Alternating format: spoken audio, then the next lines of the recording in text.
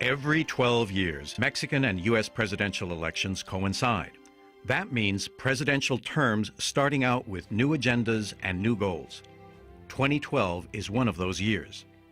The Annenberg Retreat at Sunnylands and the Woodrow Wilson Center's Mexico Institute brought together 22 experts, leading politicians, strategists, and policymakers from both sides of the border.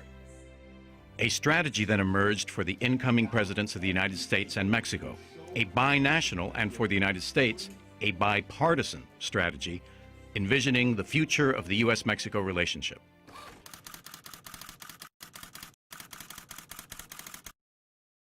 Well, it matters because as a neighbor, it is a country that we are interlinked with in so many different ways. People, business, culture, history, and as such, it is one of the most vital relationships that we have anywhere in the world. We share a common border, a common history. Some 36 million Americans trace their ancestry to Mexico. The U.S.-Mexico relationship is vitally important because it's such an economically important relationship. It's a big trading partner, one of our very top trading partners in the entire world.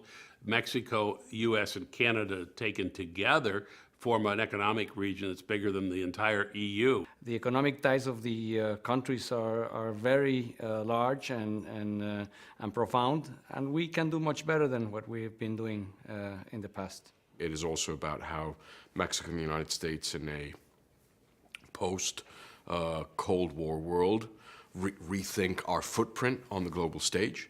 It is about how we rethink how we develop renewable and non-renewable energy sources to be able to continue to grow and to be able to create green jobs and to wean America from less reliable sources of oil elsewhere around the world. So the impact is multifaceted, and it has a direct impact on the daily lives of millions of Americans. That's why the relationship is so important, and we neglect it. We forget about it. We concentrate on the Middle East, on Africa, on Asia, and we forget our own neighbor, and it makes no sense.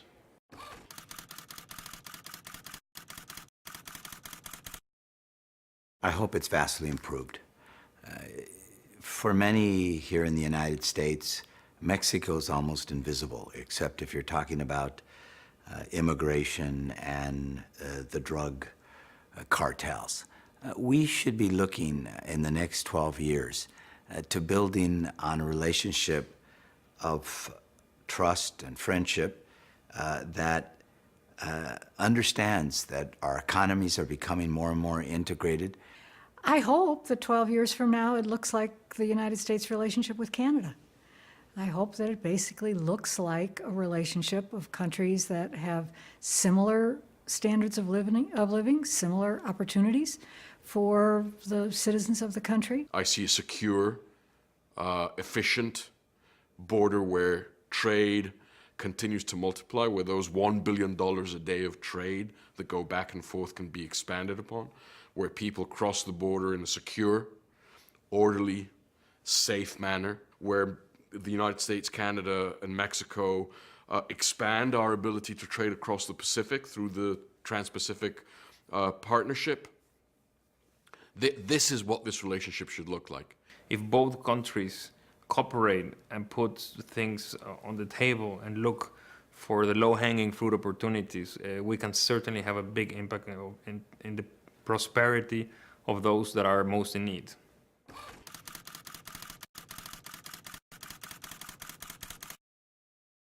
One is probably the most significant issue that will impact the future prosperity of the United States and Mexico, which is getting labor mobility, and within labor mobility, immigration right. In the area of trade, there are tremendous opportunities to overcome some of the national regulatory burdens and barriers that are there. It's as simple as how you get maybe trucks across borders or goods and people, because today companies are all global. I think the other area that we could work much better at is leveraging the North American economic platform that comes with Canada, the United States, and Mexico. As the U.S. economy is the most energy-intensive nation in the world, and Mexico has significant natural resource to help not only Mexico become a much more competitive nation, but also to go along with our partners in terms of being a reliable energy supplier to the American economy. The second one, obviously, is how we jointly work to defang transnational organized crime operating on both sides of our border and in both our countries. I hope our next administration, whether it's President Obama's second administration or Republican administration, will really look at this and try to step up our involvement on this side of the border. The biggest challenge we have for the United States is to find a way for people to turn off the preconceived notion and just open their eyes and take a new look at what really is Mexico. 26 states in America today have Mexico as their first or second largest export market. And there are 6 to 8 million jobs in these states directly related to trade with Mexico. So how do we ensure that we can continue by trading, by growing together to enhance our well-being, job creation in the North American market, but also our market share of global trade? I think that these two presidents could have a historic moment, and one that, if they handle right, could transform not only both countries, but more importantly, this trans-border relationship to heights that it's never achieved before. One, I want the presidents to develop good personal ties. That's so important. Number two, I want them to meet frequently. This is why I like the idea of Sunnylands, and this is why I like the idea of the Woodrow Wilson Center being a venue for a better relationship between the leaders of both countries. If history is a guide, the presidents-elect will meet one another before meeting with any other heads of state. And in this special 12-year cycle, it's a fresh opportunity for new strength and vitality in the U.S.-Mexico partnership.